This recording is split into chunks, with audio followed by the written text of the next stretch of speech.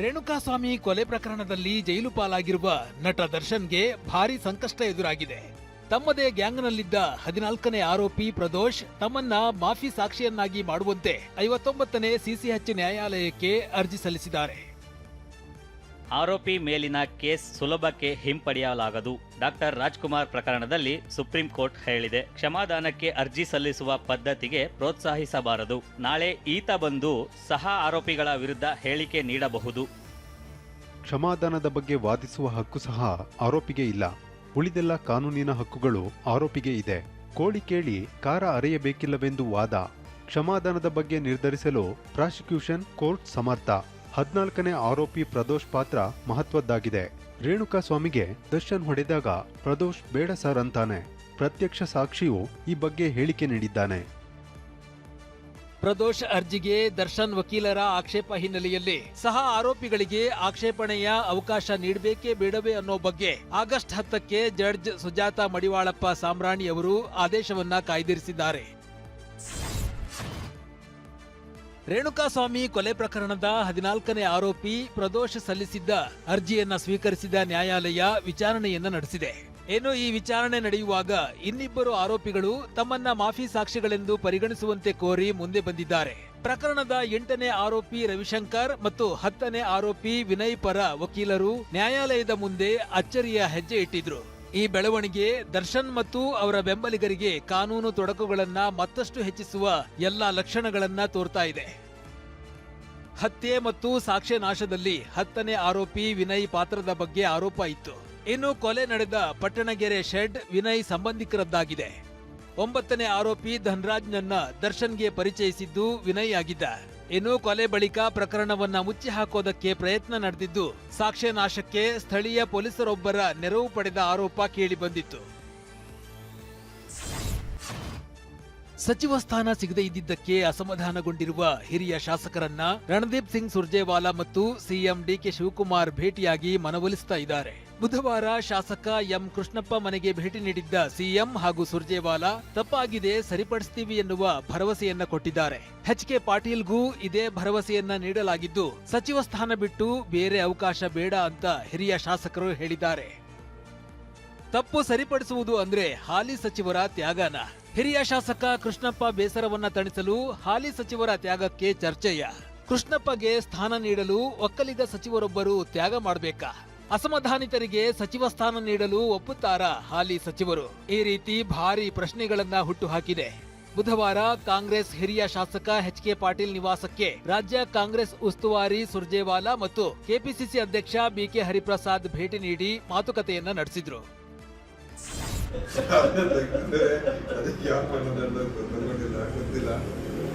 ಹೊಸದಾಗಿ ಮಾಡಿದ್ರೆ ಅದಕ್ಕೆ ಯಾವ ಮಾನದಂಡ ಅದು ಗೊತ್ತಾಗ್ತಾ ಇಲ್ಲ.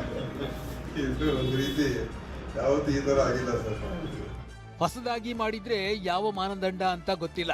ಎಚ್.ಕೆ. ಪಾಟೀಲ್ ನಿವಾಸದಲ್ಲಿ ದಿನೇಶ್ ಗುಂಡೂರಾವ್ ಚರ್ಚೆ ನಡೆಸುವಾಗಿನ ವಿಡಿಯೋ ಇದು. ಅಸಮಾಧಾನಿತ ಕಾಂಗ್ರೆಸ್ ಶಾಸಕರಿಂದ ಸಭೆ ಮುಂದುವರಿದಿದ್ದು, ಹಿರಿಯ ಶಾಸಕರಿಬ್ಬರು ಮುಂದಿನ ದಾರಿ ಮತ್ತು ನಿರ್ಧಾರದ ಬಗ್ಗೆ ಚರ್ಚಿಸಿದ್ರು. ಎಚ್.ಕೆ. ಪಾಟೀಲ್ ಭೇಟಿ ಬಳಿಕ ಮಾತನಾಡಿದ ದಿನೇಶ್ ಗುಂಡೂರಾವ್, ಸಂಪುಟ ವಿಸ್ತರಣೆ ಎಲ್ಲವೂ ಮುಗಿದ ಅಧ್ಯಾಯ ಅಂದ್ರು. ಕಾಂಗ್ರೆಸ್ ಶಾಸಕ ನಾರಾಯಣಸ್ವಾಮಿಗೆ ಸಚಿವ ಸ್ಥಾನ ನೀಡದೇ ಇದ್ದಿದ್ದಕ್ಕೆ ಬಂಗಾರಪೇಟೆ ಬಂದ್ ಮಾಡಿ ಕಾಂಗ್ರೆಸ್ ಕಾರ್ಯಕರ್ತರು ಸೇರಿ ಹಲವು ಸಂಘಟನೆಗಳು ಪ್ರತಿಭಟನಾ ಮೆರವಣಿಗೆಯನ್ನ ನಡೆಸಿ ಪ್ರತಿಭಟಿಸಿದವು. ಬಲವಂತವಾಗಿ ಅಂಗಡಿಗಳನ್ನ ಮುಚ್ಚಿಸುವಂತೆ ಕಾಂಗ್ರೆಸ್ ಕಾರ್ಯಕರ್ತರು ಮುಂದಾದ್ರು ಅಂತ ಬಿಜೆಪಿ ಮುಖಂಡರು ಆಕ್ರೋಶ ಹೊರಹಾಕಿದ್ರು. ಇನ್ನೊಂದೆಡೆ ಬ್ಯಾಡಗಿ ಶಾಸಕ ಬಸವರಾಜ ಶಿವಣ್ಣವರ್ಗೆ ಸಚಿವ ಸ್ಥಾನ ನೀಡುವಂತೆ ಆಗ್ರಹಿಸಿ ಹಾವೇರಿಯ ಮೈಲಾರ ಮಹಾದೇವಪ್ಪ ವೃತ್ತದಲ್ಲಿ ಪ್ರತಿಭಟನೆಯನ್ನ ನಡೆಸಲಾಗಿದೆ. ಇನ್ನು ಮಂಕಾಳು ವೈದ್ಯಗೆ ಸಚಿವ ಸ್ಥಾನ ಕೈತಪ್ಪಿದ ಹಿನ್ನೆಲೆ ಶುಕ್ರವಾರ ಹರಿಹರದಲ್ಲಿ ಪ್ರತಿಭಟನೆಗೆ ಮುಖಂಡರು ತೀರ್ಮಾನಿಸಿದ್ದಾರೆ. ಇನ್ನು ಆಗಸ್ಟ್ 13ರಂದು ಅಸಮಾಧಾನಿತ ಕಾಂಗ್ರೆಸ್ ಶಾಸಕರು ಸಭೆ ಸೇರಲು ನಿರ್ಧರಿಸಿದ್ದಾರೆ. ಈ ಸಭೆಯಲ್ಲಿ 35ರಿಂದ 40 ಶಾಸಕರು ಒಂದೇ ಕಡೆ ಸೇರುವ ಸಾಧ್ಯತೆಗಳಿದೆ. ಮಾಜಿ ಸಿಎಂ ಸಿದ್ದರಾಮಯ್ಯ ಕೊನೆ ಘಳಿಗೆಯಲ್ಲಿ ನನಗೆ ಕೈಕೊಟ್ರು, ನನ್ನನ್ನ ಬಿಟ್ಟು ನರೇಂದ್ರ ಸ್ವಾಮಿಗೆ ಒತ್ತು ಕೊಟ್ಟಿದ್ದಾರೆ ಅಂತ ಸಿದ್ದರಾಮಯ್ಯ ವಿರುದ್ಧ ಶಾಸಕ ನಾರಾಯಣ ಸ್ವಾಮಿ ಬೇಸರ ಹೊರಹಾಕಿದ್ದಾರೆ. ಮತ್ತೊಂದೆಡೆ ಸಿದ್ದರಾಮಯ್ಯ ವಿರುದ್ಧ ಮುನಿಸಿಕೊಂಡಿರುವ ರಾಘವೇಂದ್ರ ಹಿಟ್ನಾಳ್ ಶಾಸಕ ಸ್ಥಾನಕ್ಕೆ ರಾಜೀನಾಮೆ ನೀಡಲು ಚಿಂತನೆ ನಡೆಸಿದ್ದಾರೆ. ಇನ್ನು ನಮ್ಮ ಪರ ಸಿದ್ದರಾಮಯ್ಯ ವಾದ ಮಂಡಿಸಿಲ್ಲ ಅಂತ ಅಹಿಂದ ಶಾಸಕರು ಅಸಮಾಧಾನಗೊಂಡಿದ್ದಾರೆ. ಮಾಜಿ ಸಚಿವ ಎಚ್.ಸಿ. ಮಹದೇವಪ್ಪ ಕೂಡ ತೀವ್ರ ಬೇಸರಗೊಂಡಿದ್ದು, ಈ ಕಾರಣಕ್ಕೆ ಮಹದೇವಪ್ಪ ದೆಹಲಿಗೆ ತೆರಳಿದ್ದಾರೆ. ಹೈಕಮಾಂಡ್ ನಾಯಕರ ಜೊತೆ ಮಾತುಕತೆ ನಡೆಸಲಿದ್ದಾರೆ. ಆಗಸ್ಟ್ 14ರಂದು ಸಭಾಪತಿ ಸ್ಥಾನಕ್ಕೆ ರಾಜೀನಾಮೆ ನೀಡಲು ಬಸವರಾಜ ಹೊರಟ್ಟಿ ನಿರ್ಧರಿಸಿದ್ದಾರೆ. ಸಭಾಪತಿಯವರನ್ನ ಸಿಎಂ ನಿವಾಸಕ್ಕೆ ಕರೆಸಿಕೊಂಡ ವಿಚಾರಕ್ಕೆ ಪ್ರತಿಕ್ರಿಯಿಸಿದ ಪರಿಷತ್ ವಿಪಕ್ಷ ನಾಯಕ ನಾರಾಯಣ ಸ್ವಾಮಿ ಈ ರೀತಿ ಒತ್ತಡ ಹೇರೋದು ಸರಿಯಲ್ಲ ಅಂದ್ರು. ನೀವು ರಾಜೀನಾಮೆ ಕೊಡಿ ಅಂತೇಳಿ ಬೆಣ್ಣಿದ್ದಾರೆ. ಮುಖ್ಯಮಂತ್ರಿಗಳು 2 ಸರಿ ರಾಜೀನಾಮೆ ಕೊಡು ಅಂತ ಹೇಳಿದರು. ನೀನು ಅವ್ರು ನನಗೆ ಕರೆದು ಇಲ್ಲ ನಮಗೆಲ್ಲ ಮೇಲಿಂದ ಮೇಲೆ ಇದು ಬರತೈತಿ ಹೈಕಮಾಂಡ್ನಿಂದ, ಮತ್ತು ನೀವು ದಯಮಾಡಿ ರಾಜೀನಾಮೆ ಕೊಡ್ರಿ ಅಂದರು. ಆಯಿತು, ಇದು ನಾವು ಅವಿಶ್ವಾಸ ನಿರ್ಣಯವನ್ನು ಮಂಡಿಸಾಕತ್ತೀವಿ, ಅವಿಶ್ವಾಸ ನಿರ್ಣಯ ಮಂಡಿಸ್ತೀವಿ, ಅದಕ್ಕೆ ನೋಡಿ ಅಂದರು. ಸದನದಲ್ಲಿ ಈ ಬೇಡಪ್ಪ ಅನ್ನೋಂಥ ಅಭಿಪ್ರಾಯ ಬಂದಾಗ ನಾ ಅಲ್ಲಿ ಕುರ್ಚಿ ಮೇಲೆ ಮುಂದೆ ಕೂತ್ಕೊಳ್ಳೋದಿಲ್ಲ, ನಾನು ರಾಜೀನಾಮೆ ಕೊಟ್ಟು ಹೋಗೋಣ ಅಂತ ಹೇಳಿ. ಮುಖ್ಯಮಂತ್ರಿಗಳು ಸಭಾಪತಿಯವರ ಮನೆಗೆ ಹೋಗ್ಬೋದಾಗಿತ್ತು. ಅದು ಸೌಹಾರ್ದ ಭೇಟಿಯಾಗಿರಲಿ ಅಥವಾ ರಾಜೀನಾಮೆ ವಿಚಾರ ಇರಲಿ, ಏನೇ ಇದ್ರೂ ಅಲ್ಲಿ ಹೋಗಿ ಮಾತಾಡಬೇಕಾಗಿತ್ತು. ಆದರೆ ಅವರನ್ನೇ ಮನೆಗೆ ಕರೆಸ್ಕೊಂಡು ನೀವು ರಾಜೀನಾಮೆ ಕೊಡಬೇಕು ಅಂತ ಒತ್ತಡ ಹಾಕಿದ್ದು ಸರಿಯಲ್ಲ. ಅಂತ ಹಿರಿಯ ಮುತ್ಸದಿಗೆ ಇಂಥ ಪರಿಸ್ಥಿತಿ ಬರಬಾರ್ದು. ಯಾಕೆಂದರೆ 8 ಬಾರಿ ವಿಧಾನ ಪರಿಷತ್ನ ಸದಸ್ಯರಾಗಿ ಅವರು ಒಳ್ಳೆ ರೀತಿಯಲ್ಲಿ ಕ್ಷೇತ್ರವನ್ನು ಬೆಳೆಸ್ಕೊಂಡು ಹೋಗಿ ಮತ್ತು ಎಲ್ಲ ಪಕ್ಷದಲ್ಲೂ ಕೂಡ ಒಂದು ಒಳ್ಳೆಯ ರೀತಿಯಲ್ಲಿ ಇದು ವಾತಾವರಣವನ್ನು ಸೃಷ್ಟಿ ಮಾಡಿಕೊಂಡಿದ್ದಂಥವರು ಹೊರಟ್ಟಿಯವರು. ಈ ದೇಶ ಹಿಂದೂ ರಾಷ್ಟ್ರ ಆಗಬಾರ್ದು. ಹಿಂದೂ ರಾಷ್ಟ್ರವಾದ್ರೆ ಜಾತಿ ವ್ಯವಸ್ಥೆ ಮತ್ತೆ ಬರುತ್ತೆ. ಹೀಗಾಗಿ ಹಿಂದೂ ರಾಷ್ಟ್ರಕ್ಕೆ ನಮ್ಮ ವಿರೋಧ ಅಂತ ನಗರಾಭಿವೃದ್ಧಿ ಸಚಿವ ಯತೀಂದ್ರ ಹೇಳಿದ್ದಾರೆ. ಯತೀಂದ್ರರ ಮಾತಿಗೆ ತಿರುಗೇಟು ಕೊಟ್ಟಿರುವ ವಿಪಕ್ಷ ನಾಯಕ ಆರ್ ಅಶೋಕ್ ಅವರಿಗೆ ಹಿಂದೂ ಧರ್ಮ ಅಂದ್ರೆ ಆಗಲ್ಲ, ಪಾಕಿಸ್ತಾನ ಜಿಂದಾಬಾದ್ ಅನ್ನೋರಿಗೆ ಬೆಂಬಲ ಕೊಡ್ತಾರೆ, ಕಾಂಗ್ರೆಸ್ನವರಿಗೆ ಹಿಂದುತ್ವದ ಬಗ್ಗೆ ಮಾತನಾಡಲು ಯಾವುದೇ ನೈತಿಕತೆ ಇಲ್ಲ ಎಂದಿದ್ದಾರೆ. ಹಿಂದೂ ರಾಷ್ಟ್ರ ಆಗೋಯ್ತು ಅಂತಂದ್ರೆ ಈಗಾಗಲೇ ಹೇಳಿದ ಹಿಂದೂ ಧರ್ಮದ ಮೂಲ ಪರಿಕಲ್ಪನೆ ಜಾತಿ ವ್ಯವಸ್ಥೆ, ವರ್ಣ ವ್ಯವಸ್ಥೆ, ಅದೇ ಮತ್ತೆ ಆ ವ್ಯವಸ್ಥೆನೇ ಬಂದ್ಬಿಡುತ್ತೆ. ನಾವೆಲ್ಲರೂ ಮತ್ತೆ ಶೋಷಿತರಾಗಬೇಕಾಗುತ್ತೆ. ಮತ್ತೆ ಅಲ್ಪಸಂಖ್ಯಾತರಂತೂ ಇರಂಗೇ ಇಲ್ಲ, ಅವ್ರು 2ನೇ ದರ್ಜೆಗೆ ಪ್ರಜೆಗಳಾಗಿ ಬದುಕಬೇಕಾಗುತ್ತೆ. ಕಾರಿಡಾರಲ್ಲೇ ವಿಧಾನಸೌಧ ಕಾರಿಡಾರಲ್ಲೇ ಪಾಕಿಸ್ತಾನ ಜಿಂದಾಬಾದ್ ಅಂದವ್ರಿಗೆ ರಾಜ್ಯಸಭಾ ಕೊಟ್ಟು ಗೌರವ ಕೊಟ್ಟಿರುವಂಥ ಪಾರ್ಟಿ, ಅವರಿಂದ ನಾವು ಹಿಂದುತ್ವದ ವಿಚಾರವನ್ನು ಕಲಿಯೋಕ್ಕೆ ಅವಶ್ಯಕತೆನೇ ಇಲ್ಲ. ತೆಹಲ್ಕಾ ನ್ಯೂಸ್ ಮ್ಯಾಗಜಿನ್ನ ಮಾಜಿ ಸಂಪಾದಕ ತರುಣ್ ತೇಜ್ಪಾಲ್ಗೆ 10 ವರ್ಷಗಳ ಜೈಲು ಶಿಕ್ಷೆ ವಿಧಿಸಲಾಗಿದೆ. ಕಿರಿಯ ಸಹೋದ್ಯೋಗಿ ಮೇಲಿನ ಅತ್ಯಾಚಾರ ಪ್ರಕರಣದಲ್ಲಿ ತೇಜ್ಪಾಲ್ಗೆ ಶಿಕ್ಷೆ ವಿಧಿಸಿ ಬಾಂಬೆ ಹೈಕೋರ್ಟ್ ಆದೇಶ ಹೊರಡಿಸಿದೆ. ತೇಜ್ಪಾಲ್ಗೆ ಸರೆಂಡರ್ ಆಗಲು ಕೋರ್ಟ್ 2 ವಾರಗಳ ಕಾಲಾವಕಾಶ ನೀಡಿದೆ. ಈ ವೇಳೆ ತರುಣ್ ತೇಜ್ಪಾಲ್ ಈ ಪ್ರಕರಣದಲ್ಲಿ ನಾನು ರಾಜಕೀಯ ಸಂತ್ರಸ್ತ ಎಂದಿದ್ದಾರೆ. ಅಲ್ಲದೆ ಆದೇಶ ಪ್ರಶ್ನಿಸಿ ಸುಪ್ರೀಂ ಕೋರ್ಟ್ ಮೊರೆ ಹೋಗೋದಾಗಿ ಹೇಳಿದ್ದಾರೆ.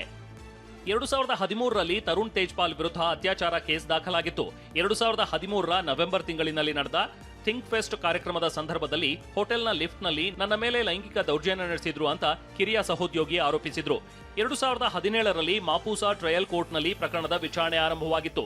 2021ರಲ್ಲಿ ತೇಜ್ಪಾಲ್ರನ್ನ ಪ್ರಕರಣದಿಂದ ಖುಲಾಸೆಗೊಳಿಸಲಾಗಿತ್ತು. ಬಳಿಕ ರಾಜ್ಯ ಸರ್ಕಾರ ಹೈಕೋರ್ಟ್ಗೆ ಮೇಲ್ಮನವಿ ಸಲ್ಲಿಸಿತು. ಇದೀಗ ಬಾಂಬೆ ಹೈಕೋರ್ಟ್ನ ಗೋವಾ ಪೀಠ ತರುಣ್ ತೇಜ್ಪಾಲ್ಗೆ 10 ವರ್ಷಗಳ ಜೈಲು ಶಿಕ್ಷೆ ವಿಧಿಸಿದೆ.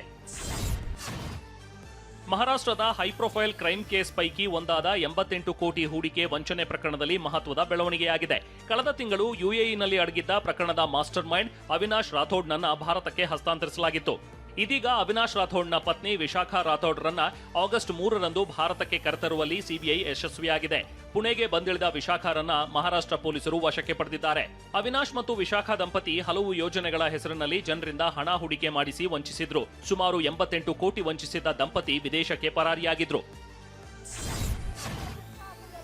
ಜಾರ್ಖಂಡ್ನಲ್ಲಿ ಜಿಪಿಎಸ್ಸಿ ಜೆಎಸ್ಸಿ ಪರೀಕ್ಷೆಯಲ್ಲಿ ಅಕ್ರಮ ಖಂಡಿಸಿ ವಿದ್ಯಾರ್ಥಿಗಳು ನಡೆಸ್ತಾ ಇರುವ ಪ್ರತಿಭಟನೆ 13ನೇ ದಿನಕ್ಕೆ ಕಾಲಿಟ್ಟಿದೆ. ಧರಣಿ ನಿರತರ ಪೈಕಿ 6 ಮಂದಿ ಉಪವಾಸ ಸತ್ಯಾಗ್ರಹ ಮುಂದುವರೆಸಿದ್ದಾರೆ. ಇತ್ತ ಜಾರ್ಖಂಡ್ ವಿಧಾನಸಭೆ ಅಧಿವೇಶನ ಆರಂಭವಾಗಿದ್ದು ಮೊದಲ ದಿನವೇ ವಿಪಕ್ಷಗಳ ನಾಯಕರು ಪರೀಕ್ಷೆಯ ಅಕ್ರಮ ಖಂಡಿಸಿ ಪ್ರತಿಭಟನೆ ನಡೆಸಿದ್ರು. ಈ ಮಧ್ಯೆ ಸಿಎಂ ಹೇಮಂತ್ ಸೊರೇನ್ ವಿದ್ಯಾರ್ಥಿಗಳನ್ನ ಮಾತುಕತೆಗೆ ಆಹ್ವಾನಿಸಿದ್ದಾರೆ. ಇತ್ತ ವಿದ್ಯಾರ್ಥಿಗಳ ಪ್ರತಿಭಟನೆಗೆ ನಮ್ಮ ಬೆಂಬಲ ಇದೆ ಅಂತ ಎಐಸಿಸಿ ಅಧ್ಯಕ್ಷ ಮಲ್ಲಿಕಾರ್ಜುನ ಖರ್ಗೆ ಹೇಳಿದ್ದಾರೆ. देखो विद्यार्थियों के साथ है, झारखंड हो, पंजाब हो, दिल्ली हो, कहीं भी हो.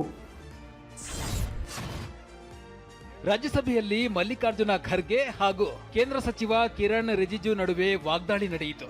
ಶೂನ್ಯ ವೇಳೆಯಲ್ಲಿ ವಿಪಕ್ಷಗಳ ಸಂಸದರು ಗೃಹ ಮಂತ್ರಿಗಳೇ ಸದನಕ್ಕೆ ಬನ್ನಿ ಅಂತ ಘೋಷಣೆಗಳನ್ನ ಕೂಗಿದ್ರು. ರಾಮ ಮಂದಿರದಲ್ಲಿ ದೇಣಿಗೆ ಕಳ್ಳತನ, ದೆಹಲಿಯಲ್ಲಿ ವಿದ್ಯಾರ್ಥಿಗಳ ಮೇಲೆ ಲಾಠಿ ಚಾರ್ಜ್ ಸಂಬಂಧ ಹೇಳಿಕೆಯನ್ನ ನೀಡುವಂತೆ ಆಗ್ರಹಿಸಿದ್ರು. ಈ ವೇಳೆ ಖರ್ಗೆ ಅವರು ಪ್ರತಿದಿನ ನಿಲ್ತಾರೆ, ಬರೆದಿದ್ದನ್ನ ಓದ್ತಾರೆ. ಪ್ರತಿ ಸಾರಿ ಸಭಾಧ್ಯಕ್ಷರು ಅವಕಾಶ ಕೊಟ್ಟಾಗಲೂ ಖರ್ಗೆ ಹೇಳಿದ್ದನ್ನೇ ಹೇಳ್ತಾರೆ ಎಂದ್ರು. ಈ ವೇಳೆ ಕಿಡಿಕಾರಿದ ಖರ್ಗೆ, ನಾನು ಏನು ಮಾತನಾಡಬೇಕು, ಯಾವಾಗ ಮಾತನಾಡಬೇಕು, ಹೇಗೆ ಮಾತನಾಡಬೇಕು ಅನ್ನೋದು ನನ್ನ ಹಕ್ಕು ಎಂದ್ರು. अरे it is my right what to speak, when to speak, how to speak.